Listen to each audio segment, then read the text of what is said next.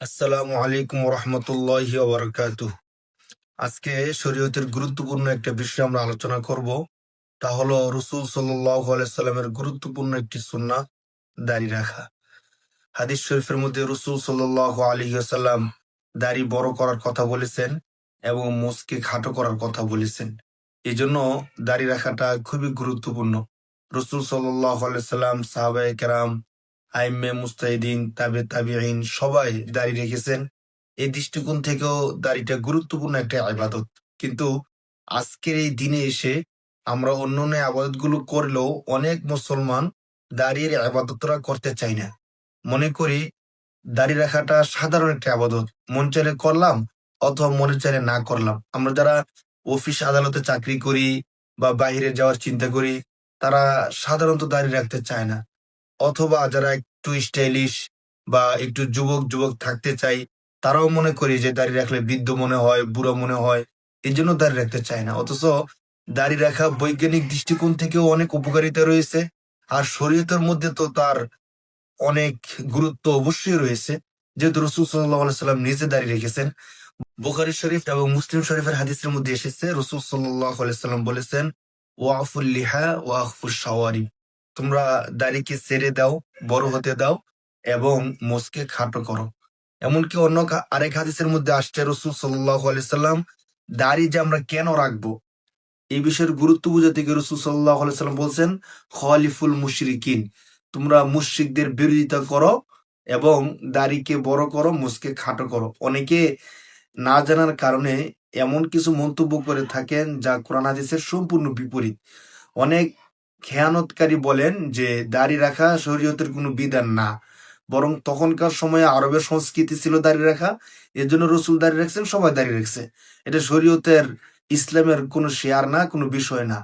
তো তিনি যদি এই হাদিসটা পড়তেন বুখারী শরীফের, যেখানে রসুল স্বয়ং বলছেন যে তোমরা ইহুদিদের বিরোধিতা করো, দাড়ি রাখো, মুছ খাটো করো, এর মানে হলো যদি আমি দাড়ি রাখি, মুছকে খাটো করি, তাহলে ইহুদিদের বিরোধিতা করা হয়। না, ইহুদিরা এই কাজটা করতো না, আমরা এই কাজটা করতাম। আর আমরা এই দাড়িটা রাখি কেন? রসুল সাল্লাম রাখছেন, তখনকার সংস্কৃতি, এই জন্য না। আমরা দাড়ি রাখি, রসুল সাল্লাহ সাল্লাম আদেশ করছেন, রসুল তো রাখছেন, সাথে সাথে রসুল সাল্লাম আদেশও করছেন রাখার জন্য, এই জন্য আমাদেরকে দাড়ি রাখতে হয়। তবে এই ক্ষেত্রে একটা গুরুত্বপূর্ণ বিষয় হলো যে দাড়ি আমরা কতটুকু রাখবো, দাড়িকে কাটার সুযোগ আছে কিনা, বড় করা বা ছোট করা, এই সম্পর্কে অনেকেই ভুলের মধ্যে থাকেন। আমাদের অনেক মুসলমানদেরকে দেখা যায় দাড়ি রাখে ঠিক, কিন্তু সেলুনের মধ্যে গেলে সে এমন ভাবে দাড়িকে কাটছাঁট করে দেয়, হাদিসের মধ্যে যা বলা হয়েছে তা মানা হয় না। অনেক ক্ষেত্রে অনেকে মনে করে যে দাড়ি ছোট করলে সমস্যা নাই, কাটলে সমস্যা নাই। এই ক্ষেত্রে আপনাদেরকে গুরুত্বপূর্ণ একটা বিষয় বলি, রসুল সাল্লাহ সাল্লাম শুধু শুধু এতটুকুই বলছেন যে তোমরা দাড়িকে ছেড়ে দাও, দাড়িকে বাড়তে দাও, মোছকে খাটো করো। আর কিছু রসুল সাল্লাহ সাল্লাম থেকে বর্ণিত নাই। তবে হযরত ইবনে ওমর রাদিয়াল্লাহু তাআলা আনহু থেকে একটা আমল বর্ণিত আছে যে তিনি তার দাড়িকে এভাবে ধরতেন, ধরার পরে এক মুষ্টি থেকে এদিকে যত বাড়তি হতো, বেশি হতো, এগুলোকে তিনি কেটে ফেলতেন। এখান থেকে সমস্ত ফুকায়ে কেরাম, মুহাদ্দিসিনে কেরামগণ মাসআলা বের করেছেন যে এক মুষ্টি পরিমাণ দাড়ি রাখতেই হবে, ওয়াজিব। যদি এক মুষ্টি থেকে বড় হয়ে যায়, তখন কেউ চাইলে কাটতে পারে, মানে কাটতে হবে এমন না, কেউ চাইলে কাটতে পারে। অতএব বোঝা যায় যে এক মুষ্টি পরিমাণ দাড়ি রাখা ওয়াজিব, এক মুষ্টি থেকে দাড়িকে ছোট করা যাবে না।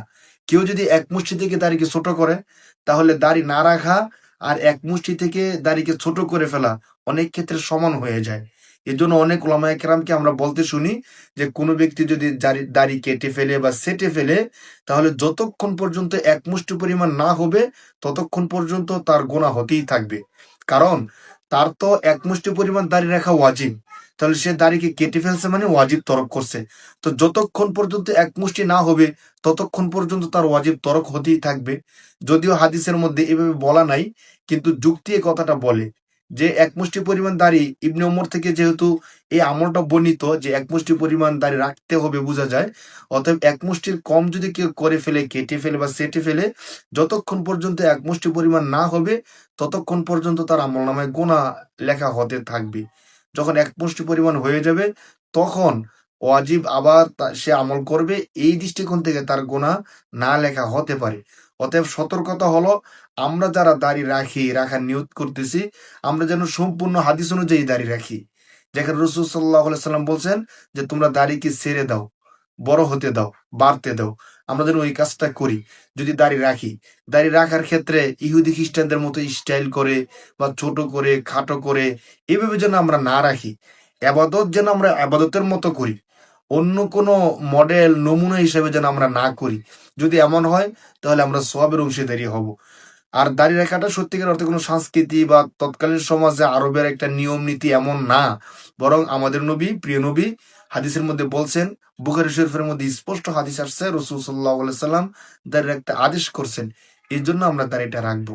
আল্লাহ তালা আমাদের সবাইকে শরিয়া মেনে প্রত্যেকটা আমল করার তৌফিক দান করুক। আল্লাহুম্মা আমিন।